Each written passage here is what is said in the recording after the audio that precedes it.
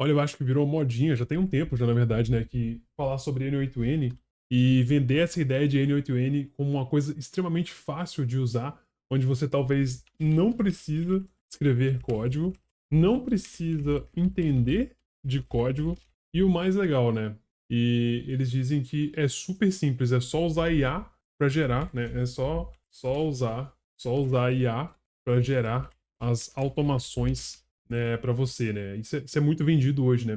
Só que uma coisa que eu acho que muitas pessoas não falam, tá? Se você entrar em qualquer pesquisa aí e pesquisar N8N Flow, pesquisa aqui e olha para mim, olha para isso aqui, cara. Você pega uma automação mais completa como essa aqui, ó. Que é uma automação real, né? Não, automação real você não vai fazer um fluxozinho simples assim, né? E sair vendendo por aí e ganhar muito dinheiro com isso. Não é simples assim. E mesmo esse aqui ainda teria coisas que você tem que saber, né? Só que o que eu gosto de mostrar para as pessoas é que para você realmente criar automações que vendem ou que são realmente úteis, não basta, né, simplesmente não escrever código, porque vai muito além de não escrever código. Se você olhar uma automação como essa aqui, o que está acontecendo aqui? São várias coisas que são conceitos de programação, como laço de repetição, variável, controle de fluxo, tomada de decisões, base de dados e APIs. São várias coisas que, tipo assim, cara, se você for investir o tempo para aprender isso aqui, né? Se você for investir o tempo para aprender isso aqui, por que você não vai direto pro conhecimento que está meio que por trás de tudo isso, né? Que é a linguagem de programação. Se você olhar o N8N, tudo que ele faz é dar uma interface gráfica para algo que você teria que fazer com código. Só que uma coisa que eu não acho interessante, uma coisa que eu também acho que as pessoas não mencionam quando elas falam de N8N, é que você não consegue dar manutenção tão facilmente. O que isso quer dizer? E aí eu vou comparar isso aqui com código, tá? Vamos colocar uma comparação aqui com código. Eu vou dar um exemplo de Python que, se você for olhar, basicamente todas as automações estão rodando Python aí por trás, né? Então, acaba que Python tá sendo usado aí, só que eles não mencionam tanto isso, né? Se você for olhar, tipo, uma automação como essa aqui, ó, que é uma automação menorzinha, tá? Ou uma automação gigantesca como essa aqui, em algum momento você vai ter que dar manutenção nessa automação. E aí, se por acaso alguma coisa quebrar aqui ou quebrar aqui, você vai ter que sair clicando, né, em cada um desses nodes, né, desses pontos aqui, vai sair clicando e tem que olhar naquelas interfaces, naquele monte de... Deixa eu ver se eu acho aqui um exemplo. Ó, você vai ter que entrar em uma dessas janelinhas aqui, né, para você avaliar as expressões e você tem que manualmente mexer dentro da janela que não tem como você talvez ter integração com ferramentas próprias, como editores de código, as próprias ferramentas de IA que integram com o que você está fazendo. Então você tem que manualmente ir aqui em cada um desses campos e tentar editar. E você tem que fazer isso para cada um desses nódulos, né? Cada um desses nodes aqui. Então, para você dar manutenção nisso aqui, cara, é um pesadelo. É um pesadelo. Agora, se você compara isso com um bloco de código ele vive dentro de quê? De uma pasta.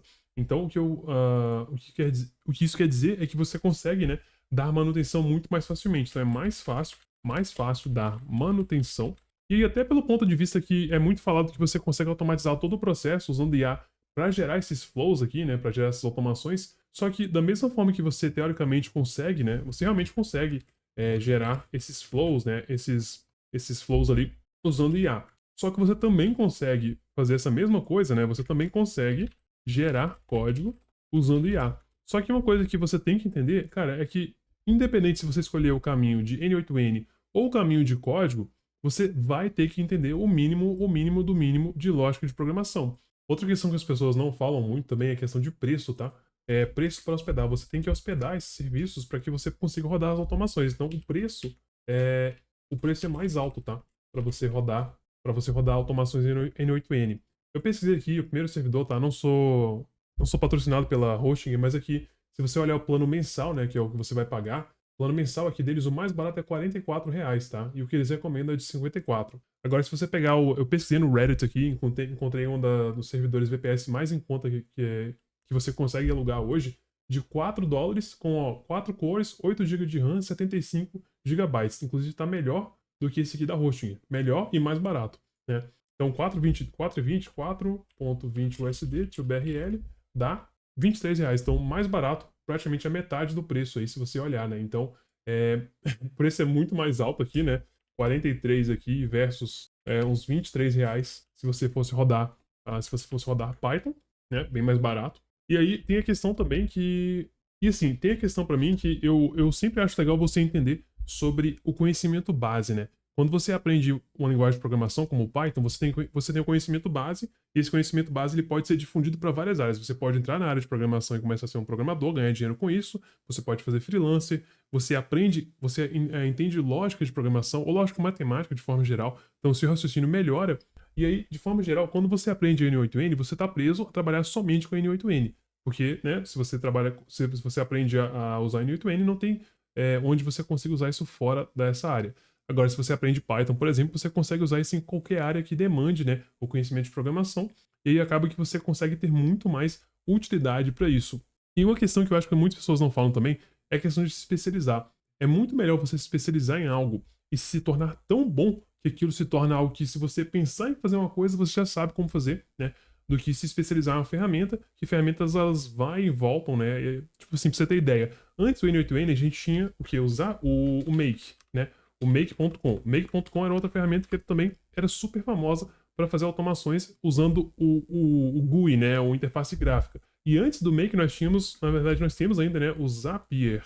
Zapier. O Zapier basicamente o predecessor, né? O precursor, não sei a palavra certa aqui agora, mas basicamente nós tivemos aqui, né? Do Zapier as pessoas começaram a ir pro Make, e do Make as pessoas começaram a ir pro N8N.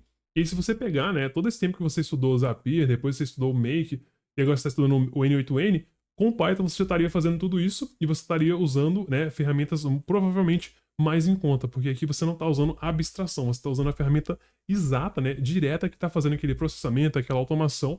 Então, na minha opinião, vale muito mais a pena você aprender Python, por exemplo, do que aprender uma ferramenta como o N8N, Zapier ou Make, tá? A não ser que você trabalhe com isso, eu literalmente não vejo motivos de você aprender N8N, ainda mais se você já está estudando Python, né? Realmente não precisa você aprender mais uma habilidade, foque em uma coisa só e eu tenho certeza que vai ser muito mais útil para você. Então, eu só queria dar essa dica aqui e a minha opinião sobre N8N versus Python ou linguagem de programação de forma geral.